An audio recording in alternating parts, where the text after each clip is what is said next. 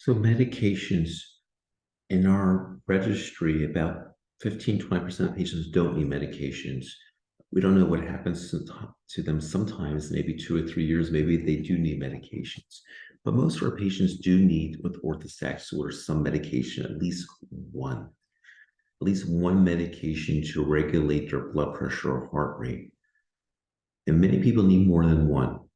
So there's something real about this condition. Many of you have been knocked around, people not believing you, but most of you need something to stabilize this blood pressure from either dropping, and many have a tendency, for once it's dropping, for the body's response to compensate, to overshoot. Many of the issue with the heart rate want to go up and down and that. So this diagnosis, though many of you not been believed, and people around you don't believe you in many aspects, need a medication. So there's medications to raise the blood pressure, such as midodrine or droxidopa or Florinef. The first two, midodrine or droxidopa and Northera, squeeze the blood pressure. They can be challenging because they can cause headaches, vasoconstriction, your skin can feel weird. And also droxidopa or Northera, the insurance wants to see failure of all their medications first. The other medicine is called fludrocortisone or Florinef. It's a medicine that basically holds fluid. And so it works by filling up the blood vessels. View your blood vessels as water balloons.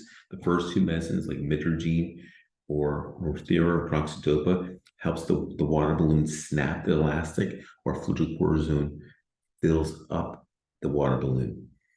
And that medicine can also cause blood pressure to rise. Also, we see increasing headaches and swelling and bloating. So those medicines can be not for everybody. So sometimes people come to us and they often are worse on those medicines because people often don't need so much. Often we find small doses, incremental doses, and watch for what we call rebound or high blood pressure. Anybody with an orthostatic disorder has a tendency to drop their blood pressure, but the body sometimes will try to rally and overshoot, so low to high. So there are the medicines to try to raise blood pressure. There's a medicine called Mestinon or pyridostigmine, which helps the blood vessel squeeze that water balloon, helps the elastic squeeze. It won't generally will not raise the blood pressure. And it also it works in a cholinergic, or more that parasympathetic vagal. So you'll sometimes see the heart rate slow down with it, helps digestion, makes the mouth wetter.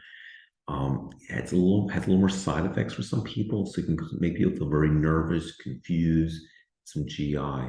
But it's a nice medicine for some people when you want to help the blood vessels squeeze without overshooting the blood pressure as a response. But there are side effects.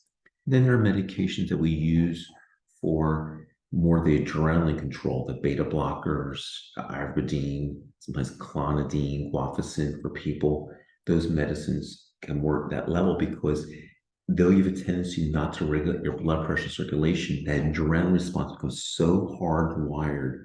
You watch the video channel, the playlist of baroreceptors I recommend, so hardwired that it overcompensates, that it just overshoots, that you need something to contain almost your body's response to the underlying problem. So your body's response to the first problem of the orthostatic becomes the problem.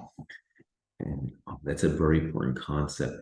And then people will often need medications for orthostatic disorders related to other things: headaches, allergies, anti-nausea, sleep, pain. And so that becomes a whole different category beyond the scope of this at present. Maybe it's a whole another video channel experience down the road.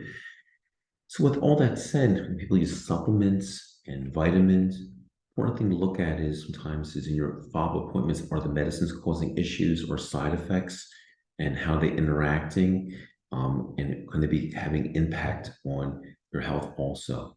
And are any advantages ever to do a drug holiday or a drug curtail and keep the medicines at the lowest dose possible? Just a quick review of medications. Thank you for listening.